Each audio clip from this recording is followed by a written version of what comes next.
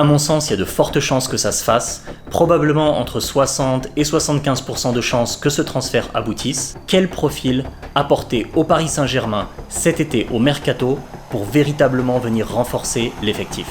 Le premier profil qui est fortement pressenti, c'est... Bonjour à tous, j'espère que vous allez bien. Dans cette vidéo, je vous présente les 3 profils qui intéressent fortement le Paris Saint-Germain pour venir se renforcer sur ce Mercato d'été. Tout d'abord, ce qui est intéressant à mentionner, c'est qu'il y a 2 départs qui sont quasiment actés pour Paris. Donc Gonçalo Ramos, l'attaquant portugais, qui va partir au Milan AC pour environ 70 millions d'euros, bonus compris. Donc vraiment une somme très importante que Paris a réussi à obtenir de la part du Milan AC.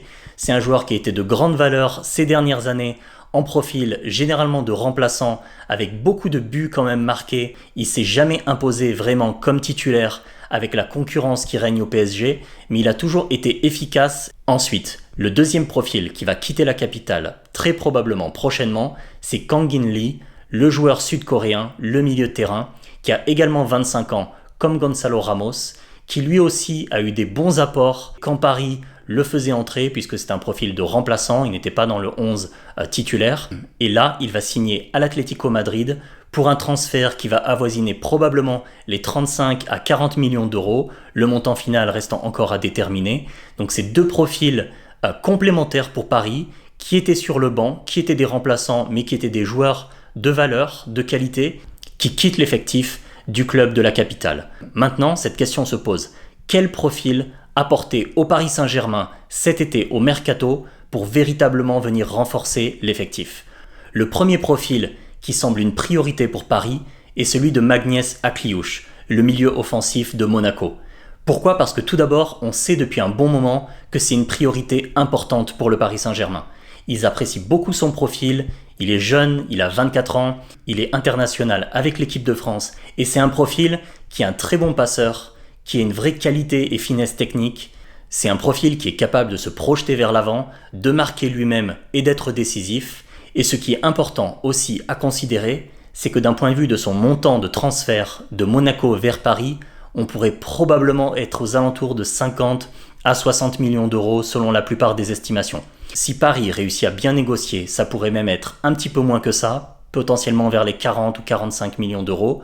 Pourquoi ? Parce qu'on sait qu'Akliouche lui-même est convaincu par le projet du Paris Saint-Germain et souhaite venir à Paris, mais globalement, on devrait probablement être sur une enveloppe de 50 à 60 millions d'euros.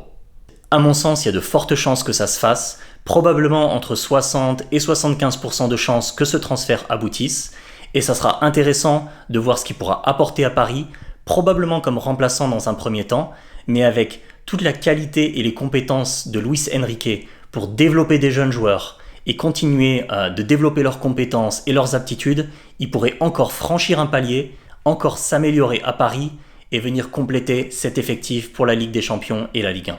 Le second profil qui pourrait faire beaucoup de bien et être un vrai atout pour le Paris Saint-Germain, c'est celui d'Ayoub Boadi, le jeune milieu de terrain défensif de 18 ans de Lille.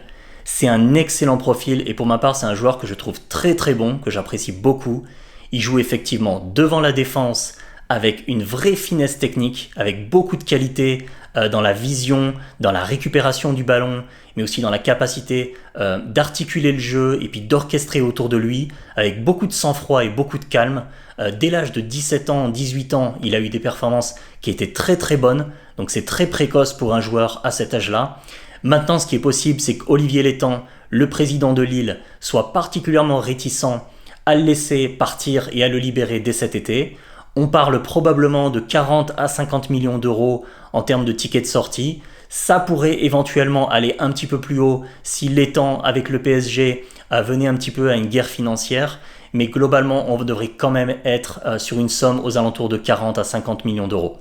Ce qui est intéressant avec Boadi, c'est qu'il est quand même encore très jeune à 18 ans et Lille pourrait vouloir s'accrocher à son profil au moins une saison supplémentaire pour voir encore ses compétences se développer et finalement avoir un pacte avec lui de rester une année de plus, continuer d'améliorer ses performances et de développer et d'étoffer son jeu, notamment d'un point de vue physique où il peut certainement encore un petit peu amplifier, muscler son jeu et s'améliorer sur cette partie-là, avant éventuellement d'avoir un bon de sortie et de pouvoir partir soit au mercato d'hiver ou alors au mercato d'été. Pour ma part, je trouve qu'il apporterait beaucoup au PSG et il représenterait une excellente acquisition parce qu'il viendrait comme remplaçant de Vitinha et de João Neves dans un premier temps. Il leur permettrait de respirer et de souffler lorsqu'il y a l'enchaînement des matchs avec la Champions League et avec la Ligue 1. Et en fait, il continuerait de gagner en compétences et de s'améliorer avec ces joueurs d'une grande qualité autour de lui, qui font partie des meilleurs joueurs au monde, et puis aussi avec la supervision de Luis Enrique, qui est un excellent coach, un très bon manager pour développer les jeunes joueurs. Donc Ayoub Boadi, ce jeune international marocain qui a beaucoup de potentiel, qui a vraiment une possibilité d'avoir une excellente carrière dans le futur, il serait une très bonne prise et une très bonne sélection pour le PSG. Le dernier profil dont je vais vous parler, c'est un profil dont on parle beaucoup depuis plusieurs jours, c'est Yann Diomandé, l'Ivoirien de 19 ans du RB Leipzig, qui est très suivi par le PSG, on le sait de nombreuses sources et de nombreux journalistes et reporters.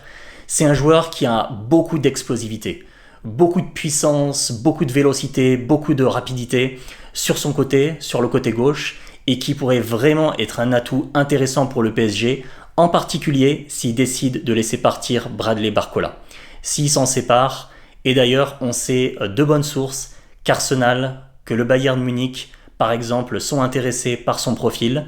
Barcola pourrait partir cet été, ça va être probablement le feuilleton numéro 1 pour Paris. Est-ce que Barcola a un bon de sortie et est-ce que le club décide de le laisser partir ? C'est une possibilité puisqu'il lui reste encore quelques années de contrat, mais visiblement la satisfaction n'est pas encore complètement là, surtout du côté du club visiblement. Donc il y a clairement une zone de possibilité pour que Barcola quitte le PSG, et à ce moment-là, Yann Diomandé serait probablement la piste numéro 1 et un joueur à ce jeune âge de 19 ans qui pourrait probablement beaucoup se développer à Paris, faire de forts progrès et d'ores et déjà avec ses qualités de vitesse et d'explosivité, probablement faire des ravages sur les terrains de Ligue 1 d'ores et déjà. Qu'est-ce que vous pensez de votre côté de ces 3 cibles privilégiées pour le PSG ? Est-ce que vous pensez que c'est des pistes qui sont pertinentes, qui sont cohérentes au vu de l'effectif actuel de Paris ? Est-ce qu'ils apporteraient une vraie valeur ajoutée ? Ou est-ce que vous voyez aussi d'autres joueurs qui pourraient beaucoup apporter au PSG dans sa quête de gagner la Ligue 1 et la Champions League chaque année ? Si la vidéo vous a plu, n'hésitez pas à ajouter un pouce vers le haut et à vous abonner à la chaîne pour plus de contenu sur le football et le sport de manière générale. Et pour ma part, je vous retrouve bientôt dans une prochaine vidéo. À très vite.